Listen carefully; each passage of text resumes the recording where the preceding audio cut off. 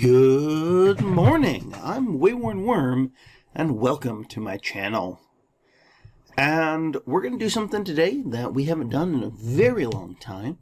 We're going to do a Let's Play. In fact, I've got a few hours before work. I think I'm going to do a few Let's Plays that you will see over probably the next couple of weeks.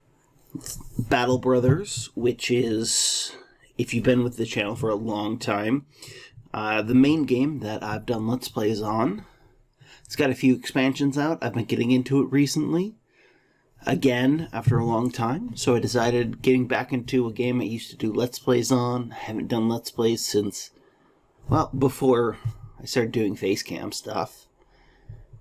I figure, why not? We'll do some YouTube Let's Plays.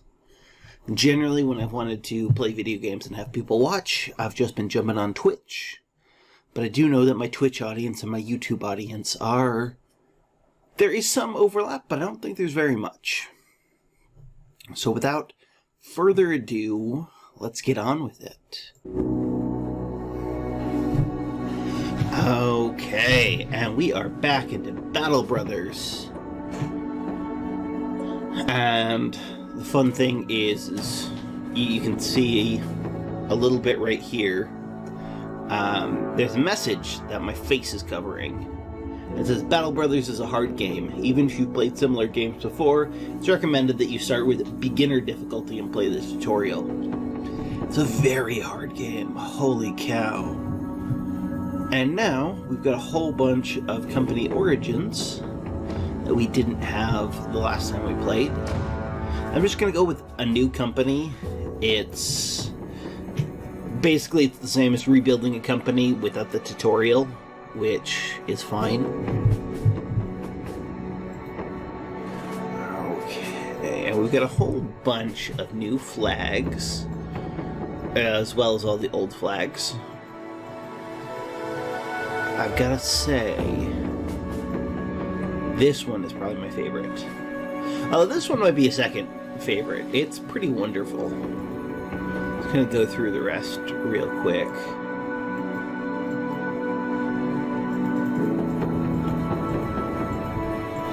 What are we going to name our company? Should we keep it as Battle Brothers? No.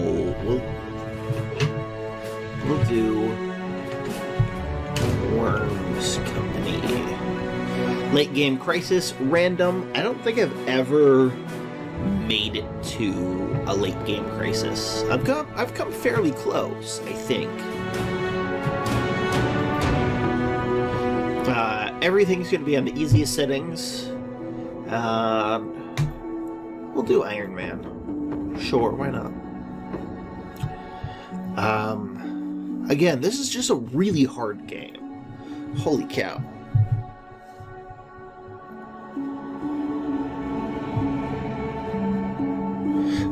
This creature is a lindworm. I've never found one. I think there's only one in every game. But it looks so hard. I think it's kind of like the dragon in Beowulf. You soak in the cool morning air as the sun slowly rises, so does a new chapter in your life begin. After years of blooding your sword for meager pay, you've saved enough crowns to start your very own mercenary company. You are Mattis Orkbane, Helgemar and Heinrich, with whom you fought before side by side in the shield wall. You are their commander now, the leader of the Worms Company. As you travel the lands, you should hire new men in villages and cities to fill your ranks. Many who offer their services will have never picked up a weapon before. Maybe they are desperate, maybe they are greedy for quick spoils of war. Most of them will die on the battlefield, but do not be discouraged. Such is the mercenary life, and the next village will always have new men eagerly waiting to start for a new start in life. That's grim as fuck. These lands are dangerous. The lands are dangerous these times. I've talked about it before. I don't think the creators of this game are native English speakers. They do a really good job in the translation, but I think they do it themselves, because there are these occasional lines where it's just, I get what you're saying. It's not something that a native English speaker would ever phrase that way. It comes off as very wrong. And these lands are dangerous. The lands are dangerous these times is one of those lines. It's just, it just slightly grates. Robbers and pillagers lay in ambush by the roads, wild beasts roam the dark forests, and orc tribes are restless beyond the boundaries of civilization. There are rumors even of dark magic being at work, the dead rising from their graves and walking again. There's plenty of opportunity to earn good money, whether by taking on contracts you find in the villages and cities all over the land, or by venturing out on your own to explore and raid. Your men look to you to give a command. They live and die for the Worm's company now. Huzzah. I don't know yet how it sounds for you guys, but the music is too loud. It's been really hot and nice the last few days in Oregon. It's been in like the 80s and sunny, and well, I'd show you out the window, but I know it's not going to show on camera. It's dreary as shit right now. Okay, so we've got a city here, a Weissenstadt.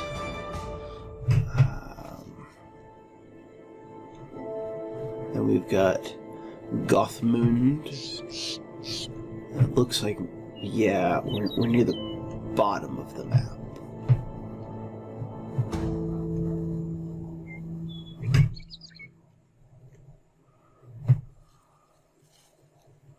So, okay, there's the third civilization. I was just about to start talking about how there's normally 3 civilizations, and I could only see 2. Okay. Oh, we're in the Scorching Shire. Cool, cool. Let's go to Weissenstadt first, which would be White City.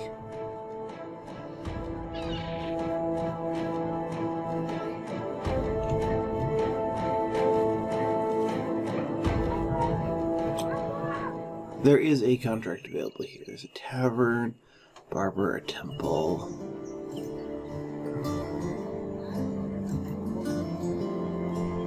Dieter, the historian. Looking for where men's past truly lies, Dieter read books and studied human nature. After brigands ruined his written works, the man strapped on his boots to carve out new research, personally. Dieter comes with a pocket full of quill pens. The feathers would make for some pretty good arrows. So we also now have a button called Try Out, which lets you reveal his traits for 41 gold. He has no traits. Ooh, there's a militiaman. And he can level already. Disown noble. Yeah, I'm gonna try with him. What? He's night blind, which minus 1 vision during daylight, and he's tiny. A constant disappointment to a delusional father, Hagen was seen as being too ambitious, a dangerous trait amongst the nobility. Without land or title, he seeks to join the sort of men he used to lord over.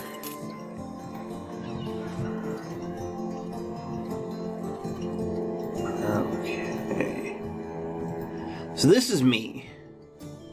Mattis Orkbane.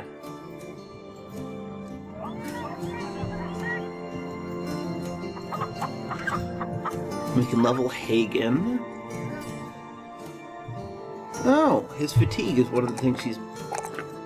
Ooh, he's actually a really good guy. Nice. I'm so glad I picked him.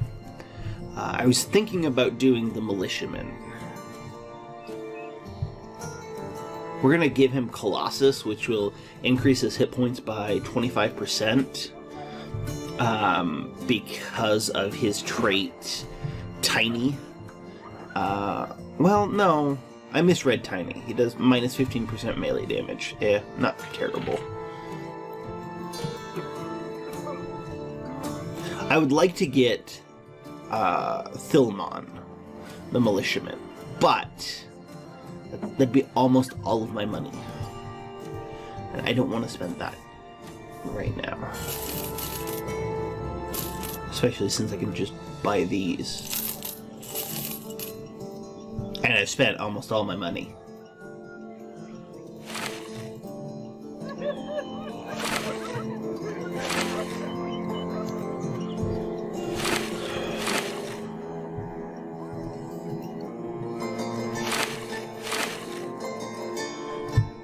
Okay, so I'm gonna sell the thick tunic. Get a little bit of money back. Oh, also, one of the things that they added is you can buy paint. To do things like paint helmets.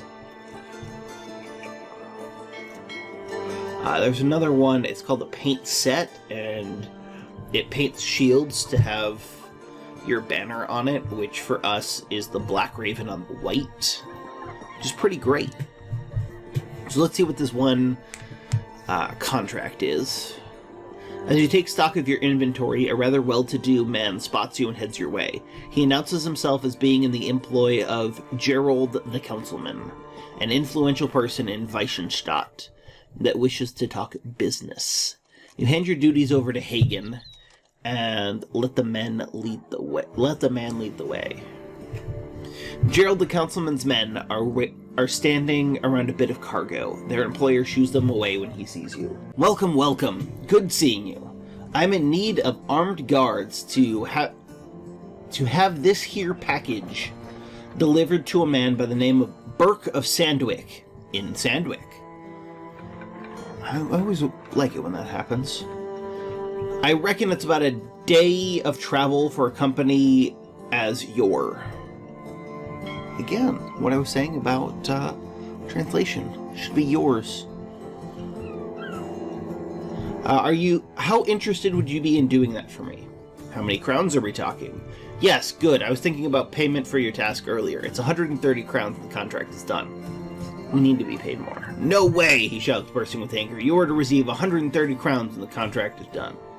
Damn. That's not a lot. If we want that militiaman, it's gonna be a bit.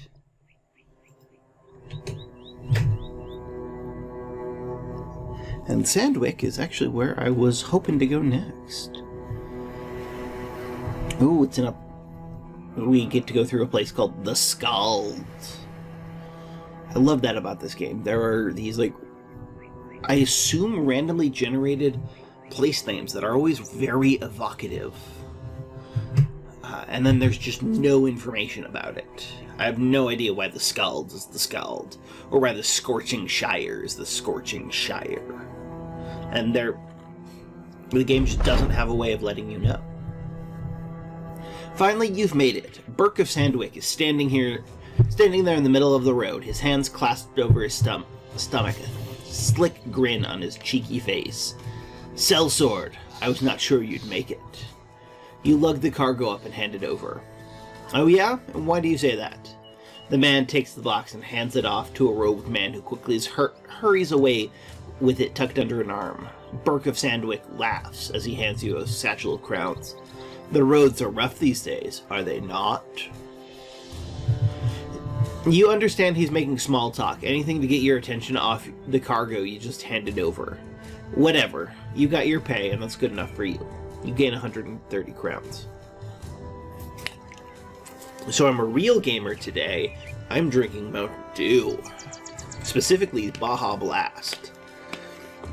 Which, just like the normal flavor Mountain Dew, I don't know if I like or not. I tolerate it. I will drink it. I don't know if I actually enjoy it. Now, if we are talking about normal Mountain Dew, or throwback Mountain Dew, I do enjoy that. I enjoy a nice cold throwback Mountain Dew. Ugh. Crown's well deserved. Sandwick, yes, you do have something for us. Dim candles barely light the room enough for you to see. It's Burke of Sandwick sitting behind his desk, while his shadows dance on the walls by the tune of flickering lights. This guy's like creepy as fuck. Like, this is telegraphing to me he's an evil dude. Like, everything about him. Would you lend your swords to me if I paid you good coin? I need something valuable delivered safely to Elmar the Guildmaster in Weissenstadt, about a day's travel southwest of here. Men have killed each other over this, so you must be ready to defend it with your life. He takes a pause, measuring your response. I will write a sealed letter with instructions to pay you as you deliver the item to my contract in Weissenstadt. What say you? That's weird. Well, it's to a different person in Weissenstadt. 130 crowns. We need to pay more. I don't think you understand how this works. We need to come to terms. If you want to be paid for this, my offer still stands. I don't want to spend that much. Or I want to get more than that.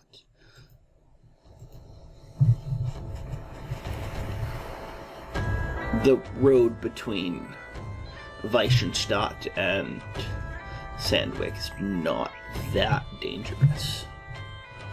It's also too short to be super dangerous. There's an amber collector, militia barracks. Oh, which is why we had... So there's likely going to be militia for hire here almost always. Which is good to know. Because we can't afford the militia guy for right now.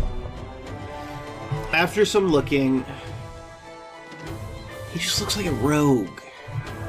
Look at this guy. After some looking, a man asks who you're looking for. When you say Elmar the Guildmaster, he points you out toward a nearby paddock where a man is strutting about on a rather opulent-looking horse. You walk on over, and the man rears the steed and asks if that's the cargo Burke of Sandwick sent. You nod. Leave it there at your feet, I'll come and get it. You don't, instead asking about your pay. The man sighs and whistles to a bodyguard who hurries over.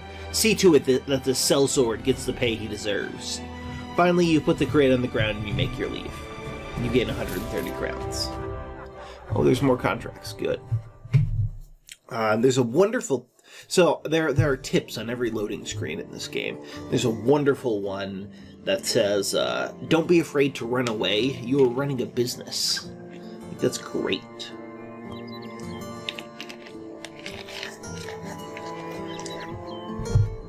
And if we want to bankrupt ourselves, we almost have enough money to buy that militiaman.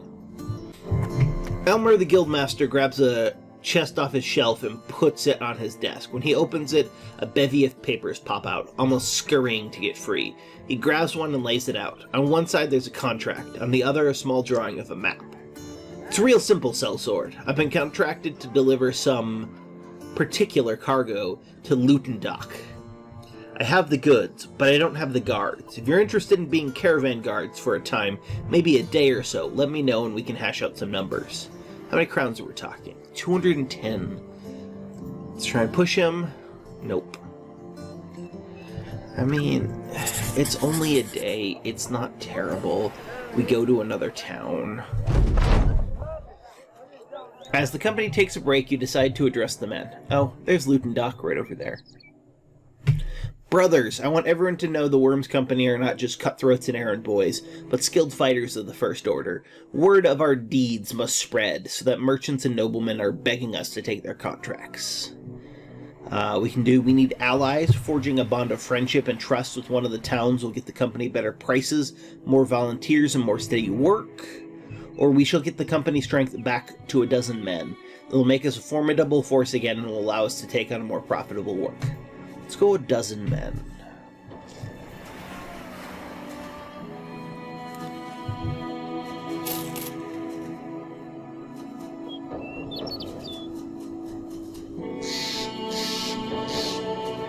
So one of the things about being part of a trading caravan is you don't have to worry about food, which, generally speaking with this game, I find I have enough food that it tends to spoil.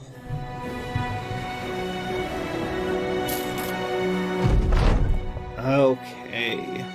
The wagon train drives into Luton Dock, each cart bumbling and tumbling their tall wheels over mounds of dried mud. The caravan hands work to unload the cargo, a few of them fighting off a beggar or two. The leader of the train hands you a satchel, and that's about all he does. He's too busy with his work to say much more to you. The silence is appreciated. You gain 210 crowns, and Luton Dock is now well supplied. Let's see. This place has been recently supplied with fresh wares, and many of those can be bought for the right price. We got a tavern, a Fletcher, marketplace, hire, and a barber. Okay. Nut the merchant is looking at a poorly drawn map and looks up to you as though you're the one responsible for making it. Look, mercenary, this is a strange thing to task you with, but you seem to have a good head on your shoulders. See this dark spot here? Would you be willing to venture out that way and try and find the Death Rejector's Coven? It's somewhere at or around the region of Two Fields. I love that. The Death Rejector's Coven. What does it pay? He opens the palm of his hands. I'm tight on crowns. Of course you are. So before you ask, this is all I have right now. You are to receive 60 crowns in advance, and another 230 when the job is done. Fine. So some way to the northwest. The Two Fields.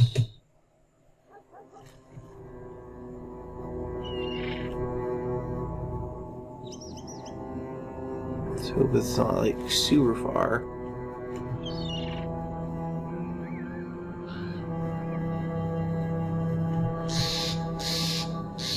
I know that way's east. I just don't see... I don't see the name Two Fields. I'm gonna guess it's over here. We're gonna find out.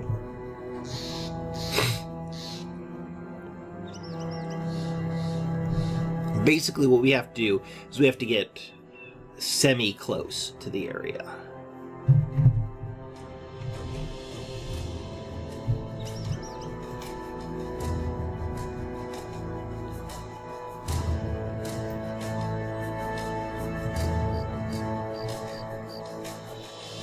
And then it will pop up.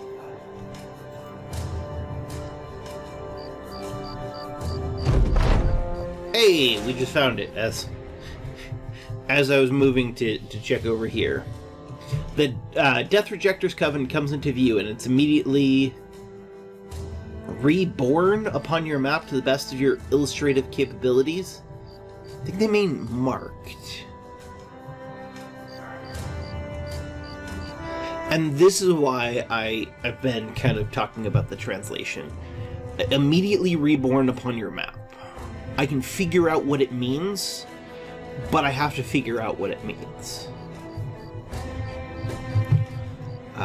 This is the point where it starts almost getting in the way of enjoying the game.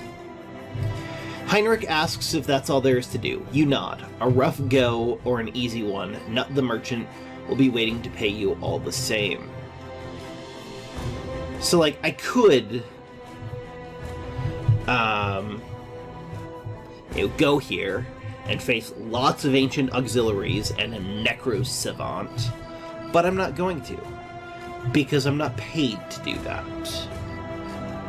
Although I've done a bunch of these on my own.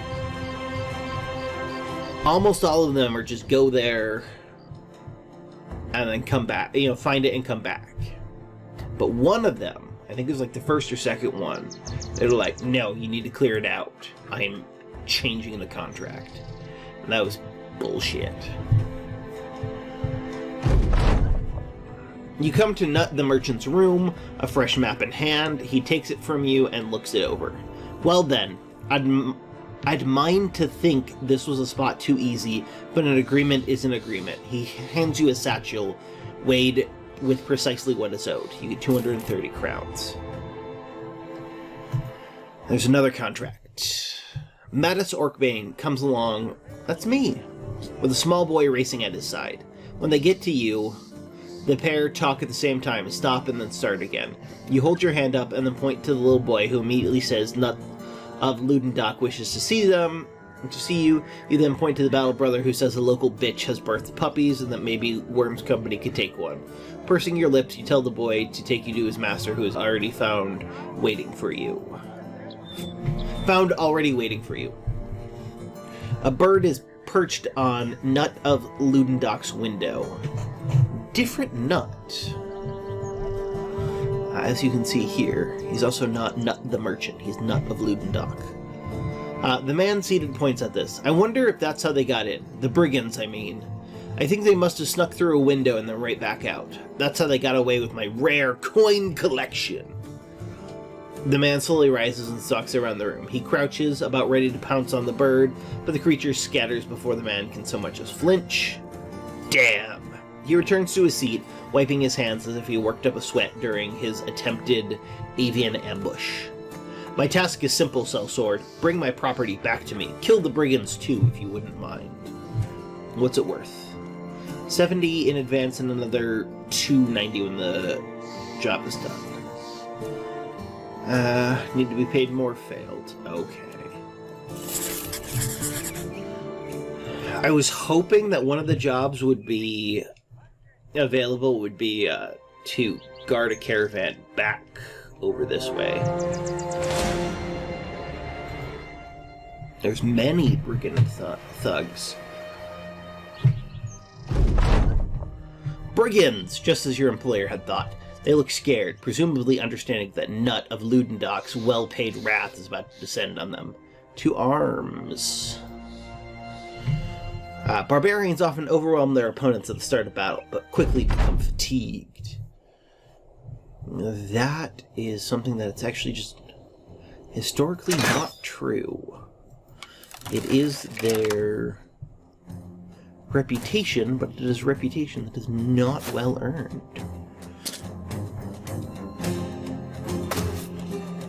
But we're not facing barbarians right now. We're facing brigands.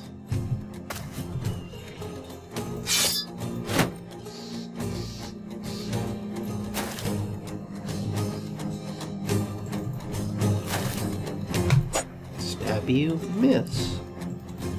Move you. Chop his head off.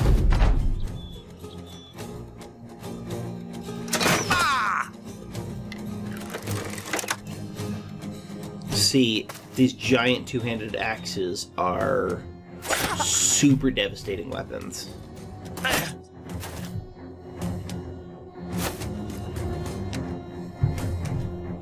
So I don't want to mess with them.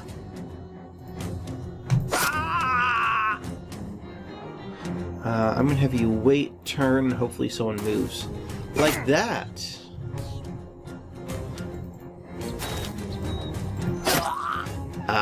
So the kind of balancing factor of these giant axes is they take a ton of action points. Generally, you can move one easy square, and that's it.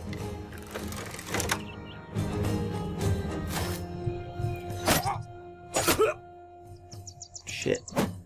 This guy's beating the shit out of me.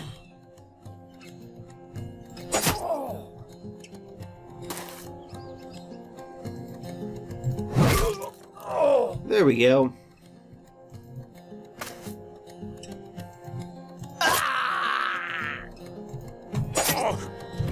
Hey, he's running away.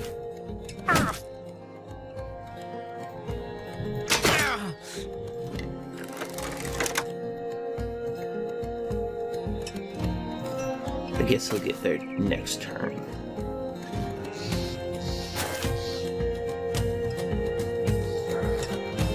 It's gonna go there.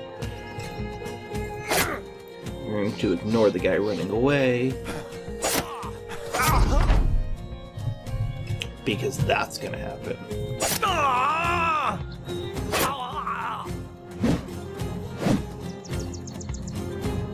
I'm gonna move there. And that's how we kill people. He's a pierced cheek.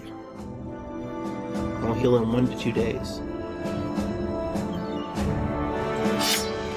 All my first level guys can level up, which is great. The battle is over. You retrieve the rare coin collection from the wasted clutches of your enemies and prepare to return to Nut of Ludendorff. He will surely be happy to see of your success. Yay! Nut is happy with us.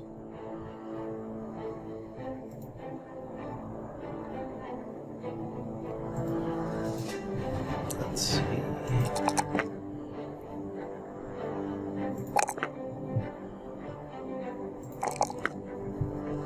So just kind of going over what each of these stats are. Health,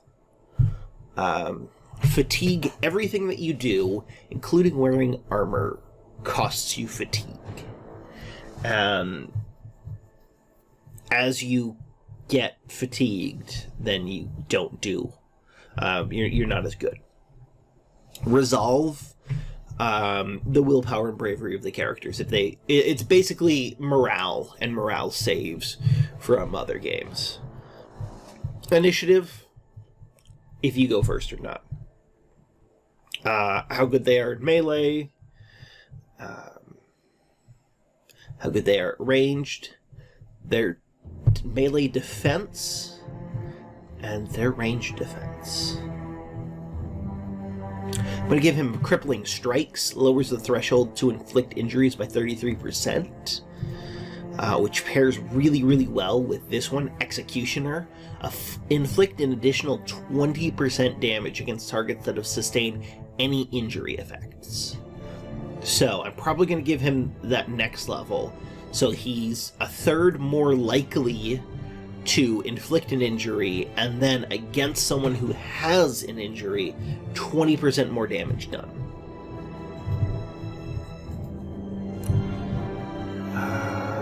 Let's see.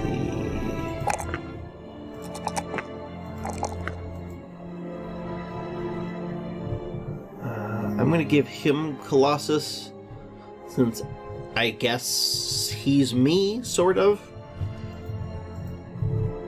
I'm going to give him the fast adaptation. Adapt to your opponent's move. Gain an additional stacking 8% chance to hit with each attack that misses. Bonus is reset upon missing an attack. That means if for some reason he's just doing really poorly to hit, in a couple of turns he's essentially guaranteed to hit. Like, missing 3 times in a row, he'll have a plus 24 to hit. 24%.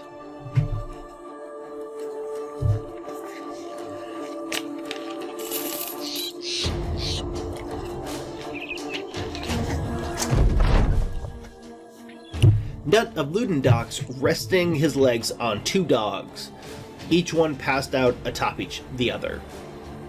Weird, but okay.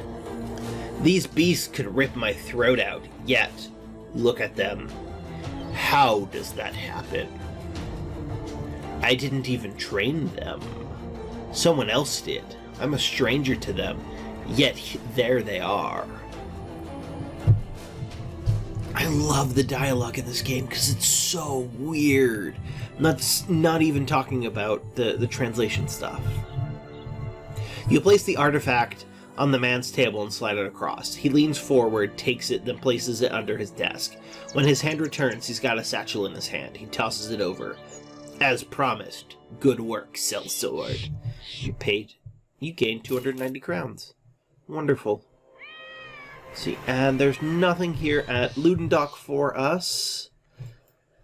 We've got enough money that I feel okay with buying a militiaman.